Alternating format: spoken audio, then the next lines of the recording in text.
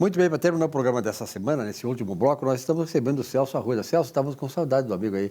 Como é que está tratando essa pandemia? Bom, Silvio, nós temos dois lados, né? O lado eu, como empresário contábil, a gente foi muito demandado em 2020 por causa das dificuldades que aí vem o outro lado, que os nossos clientes enfrentaram.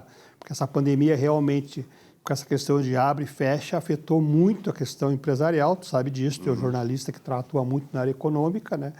Então, a gente vivenciou e participou, junto com nossos clientes, das dificuldades que eles enfrentaram. Então, a pandemia, para nós, independente das questões físicas, de perdas que eventualmente a gente teve, foi um ano de muito trabalho. Lá no Grupo Método, né? Muito trabalho e até para auxiliar nossos clientes que enfrentaram séria dificuldade pela pandemia. Mas a empresa não parou, né? Não, na verdade, a gente, a partir do momento que foi, a partir de março de 2020, nós começamos a trabalhar home office, né? A gente consegue trabalhar. Nós já tínhamos um projeto lá na Método de começar a trabalhar o home office até por causa do deslocamento do trânsito de Porto Alegre, que é muito complicado. Então, para nós, pensando na nossa equipe, né, que é grande, quase 50 pessoas, nós já tínhamos um projeto para trabalhar home office. Quando começou a pandemia, a gente foi para casa. Hoje nós trabalhamos, temos um plantão lá de 15% dos nossos funcionários, e o resto tudo trabalha em casa, home office. Mas não parou a empresa, tivemos muito trabalho, até tivemos mais trabalho do que anos anteriores por causa dessa dificuldade que eu falei dos nossos clientes. Celso, claro que aí tu falaste muito bem que muitas empresas tiveram muitas dificuldades, estão tendo dificuldades, isso é natural, quer dizer, tu acaba reduzindo ou extinguindo a atividade econômica. Dos teus clientes, alguns fecharam para não abrir mais? Qual é o nível de dificuldade que estão enfrentando? Na verdade, assim, né, Silvio, alguns clientes que nós tínhamos na área de eventos, né, alguns clientes que nós tínhamos, esses fecharam e talvez não voltem mais. Nós temos uma clientela, uma rede de restaurante muito grande em Porto Alegre, que teve sérias dificuldades. Teve que fechar vários restaurantes, agora está tentando reabrir. Estava tentando, né, agora de novo com essa lockdown aí, a gente ficou um pouco preocupado. Mas, em princípio, assim, o que mais sofreu foram as empresas de eventos, clientes nossas, que essa realmente praticamente sucumbiram à pandemia, e a questão do ramo de alimentação. E esses ramos foram os que mais sofreram da nossa clientela. Uhum. Bom, nós estamos numa semana em que aí nós vimos o governo do estado dando um pouquinho mais tendo um pouquinho mais de sensibilidade com a área econômica, né? Porque a gente sempre diz, né, Celso, aqui eu tenho defendido sempre o seguinte aqui, que a vida, tem que salvar a vida, claro que a vida é importante, mas também é importante a empresa, porque a empresa, o CNPJ, eu sempre digo isso, o CNPJ, atrás do CNPJ, ele só tem vida quando tem o CPF. O CNPJ é composto de CPF, o CNPJ também é vida. E nesta semana houve uma nova volta aí para a cogestão das prefeituras e tal. Esse é um ambiente bom, é um ambiente que pode ser mais propício a partir de agora de manter as responsabilidades do setor público e das pessoas e das empresas para ter uma certa retomada?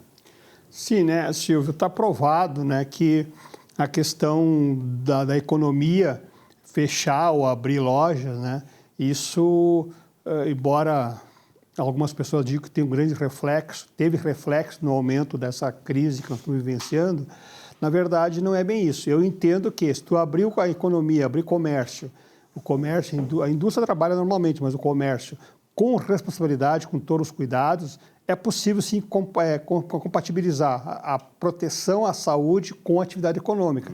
E tu usaste uma frase que eu gosto muito, eu até acho que eu peguei de ti, eu uso muito e não te pago royalty, que a pessoa tem que entender que por trás de um CNPJ tem vários CPF. A pessoa que não entender isso não pode trabalhar com empresa. Uma empresa não é uma coisa abstrata, ela pulsa, ela viva.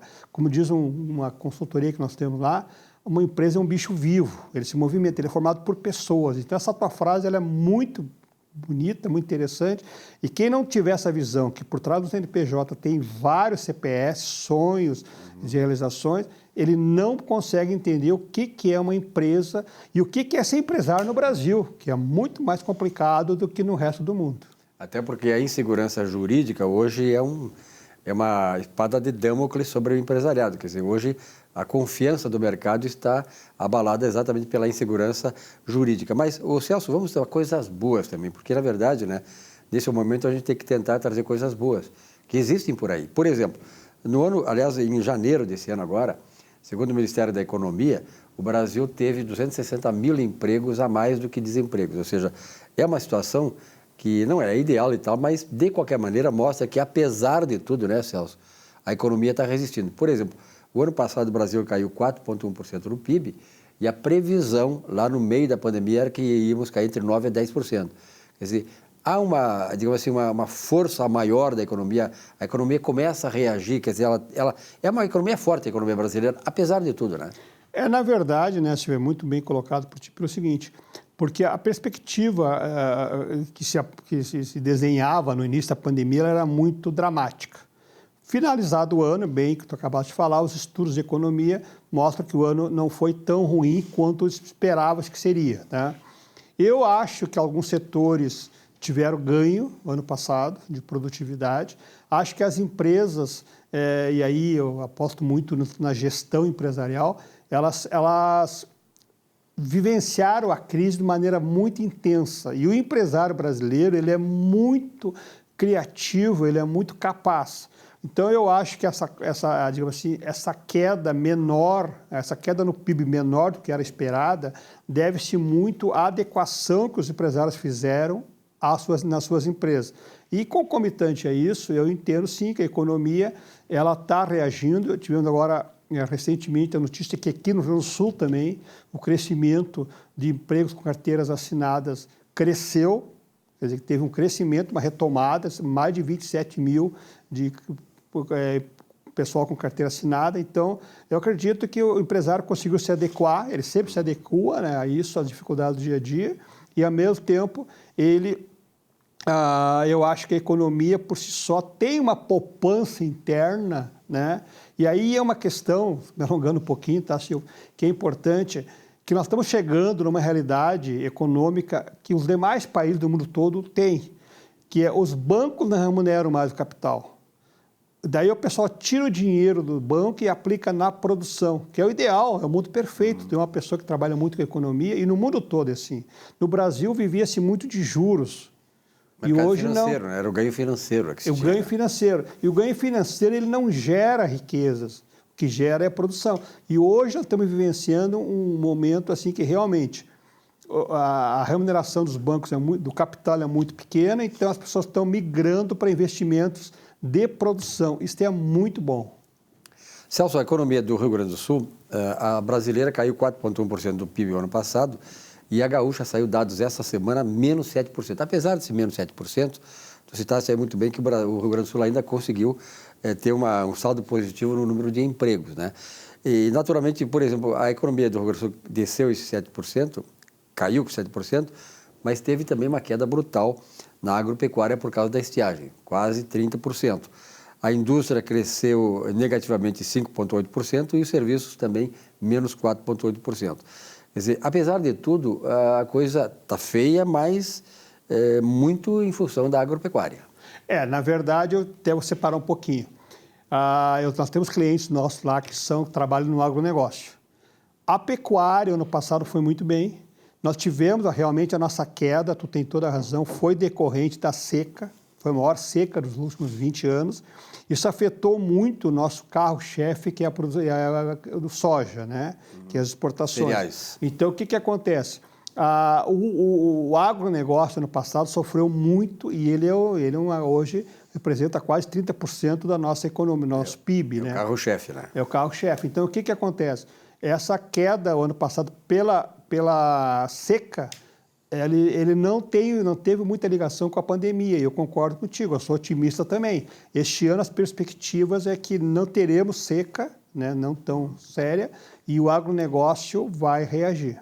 É que pode aí dar uma boa retomada na economia do Rio Grande do Sul.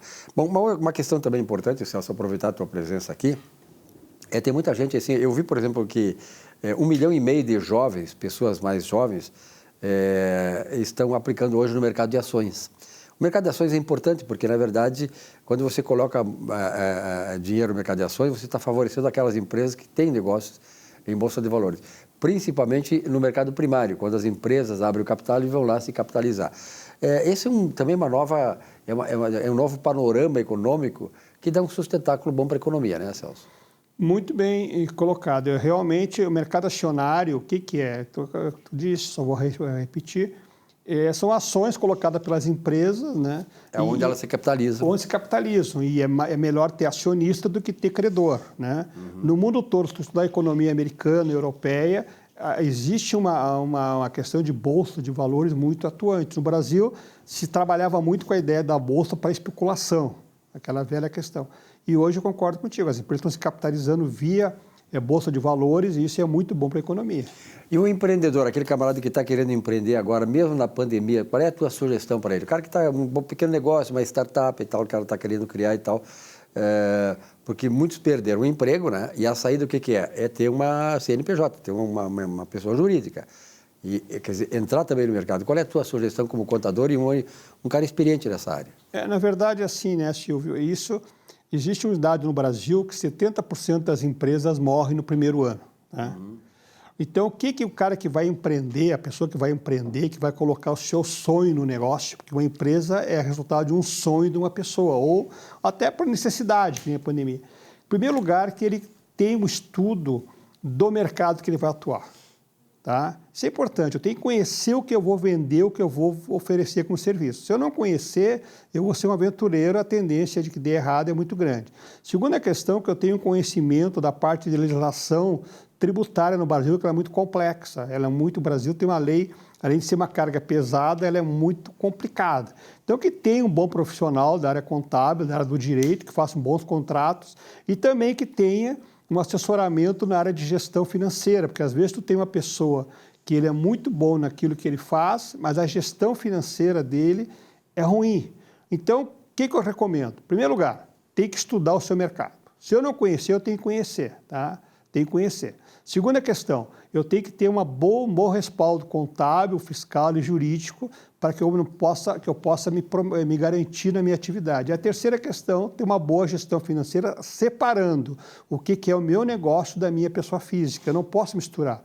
Se na hora que eu começo misturar pessoa jurídica com pessoa física, mesmo eu sendo um único empresário, as coisas tendem a se complicar no futuro. Então, feito isso, conhecer o mercado,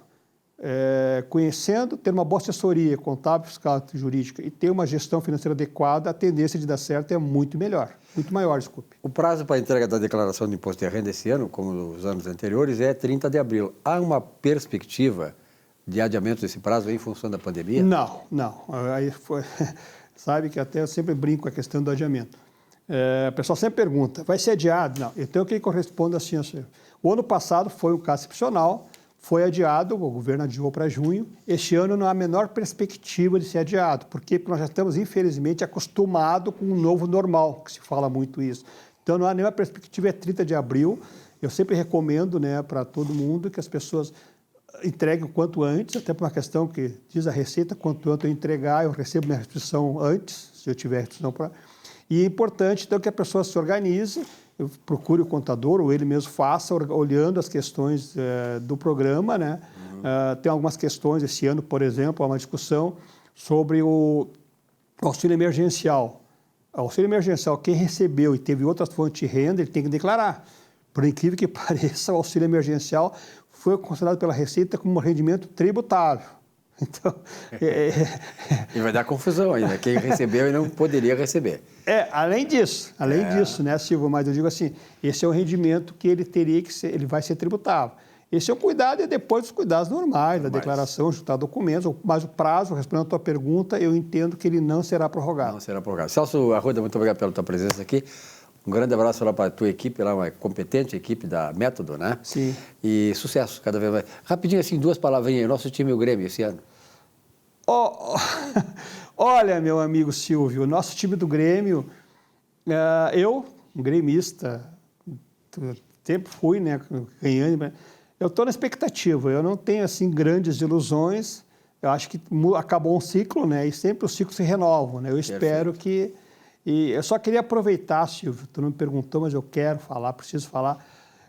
Essa semana, a minha empresa recebeu qualidade contábil, programa de qualidade contábil 5 estrelas, que é o top. Que beleza. Para nós começamos há 6 anos o trabalho de qualificação interna, a certificação recebida nessa semana nos gratifica muito. Perfeito. Parabéns, então. Muito obrigado. E com isso terminamos nossa Economia e Desenvolvimento. Uma boa semana de trabalho para todos vocês. Até a semana que vem.